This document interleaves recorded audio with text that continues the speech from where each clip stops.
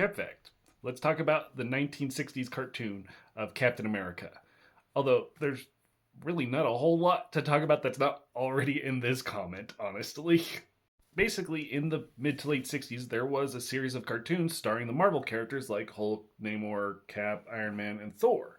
And they were not that good. The biggest thing is the animation, or lack thereof. It really was like they took the panels from the comic books and did the minimal amount of animation they needed to in order to make it a cartoon. Now, I think there are cases in which minimal animation can work, but not with comic panels. The thing with comic panels is they're meant to be an instant in time that is showing motion while stuff is happening. So there'll be times when like it's a picture of Captain America leaping across the room while he says, 3 sentences.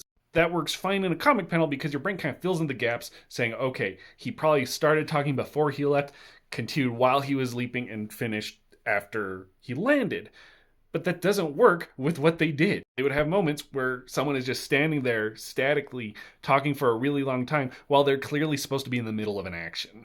If you want to learn more about it, I actually really suggest this video, which is where I actually learned about it originally. It goes in, you can see it's an hour long, and it goes into great detail about the production of the show and some legal rights with like the distribution and copyright on it. It's fascinating and totally worth the watch.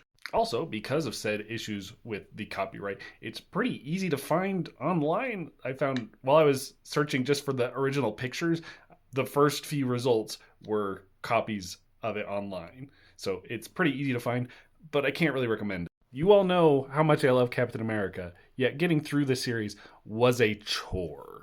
Which is interesting because it's basically a one-for-one copy of the comics, which are good to read, but in the adaptation, it just does not work.